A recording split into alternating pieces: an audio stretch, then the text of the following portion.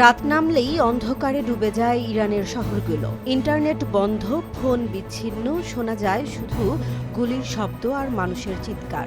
১৯৭৯ সালের ইসলামী বিপ্লবে ইতিহাস বদলানো ইরান আজ দাঁড়িয়ে আরেক ভয়াবহ মোড়ে। মুদ্রার নজিরবিহীন পতন, লাগামহীন মূল্যবৃদ্ধি আর জমে থাকা ক্ষোভ বিস্ফোরিত হয়েছে রাজপথে।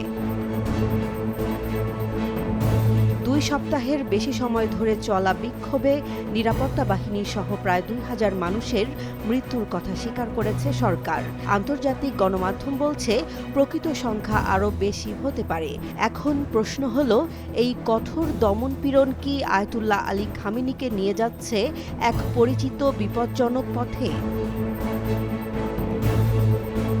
বিশ্ব রাজনীতিতে এমন কিছু নেতা আছেন যাদের নাম বললেই ক্ষমতা, বিতর্ক আর জন অসন্তোষ সব একসঙ্গে সামনে চলে আসে। ইরানের সর্বোচ্চ নেতা আয়াতুল্লাহ আলী খামেনি আর বাংলাদেশের সাবেক প্রধানমন্ত্রী শেখ হাসিনা দুজনেই দীর্ঘ সময় ধরে ক্ষমতার কেন্দ্রে ছিলেন। কিন্তু প্রশ্ন হচ্ছে, ইরানের বর্তমান পরিস্থিতিতে খামেনি কি এখন শেখ হাসিনার পথেই হাঁটছেন?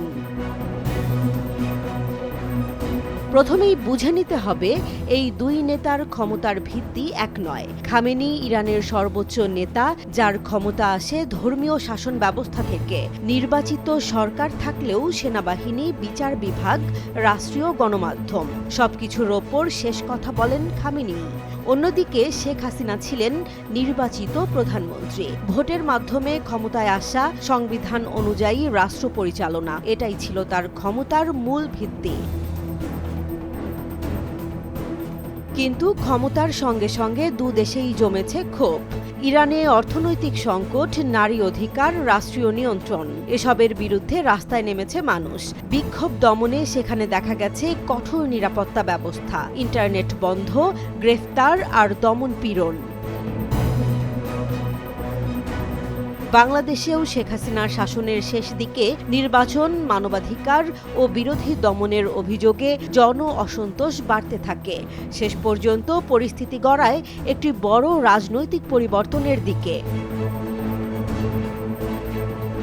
এখানেই আসে সবচেয়ে বড় তুলনা। খামেনির ইরানে বিক্ষোভ মানেই রাষ্ট্রের জন্য হুমকি, আর সেই হুমকি মোকাবেলায় রাষ্ট্র ব্যবহার করছে শক্তি। আর বাংলাদেশে সমালোচকরা বলছেন, আইন ও প্রশাসনের ব্যবহার করে রাজনৈতিক প্রতিপক্ষকে কোণঠাসা করা হয়েছিল। দুক্ষেত্রেই দেখা যায় ক্ষমতা টিকিয়ে রাখার চেষ্টা, কিন্তু পদ্ধতি ও কাঠামো আলাদা।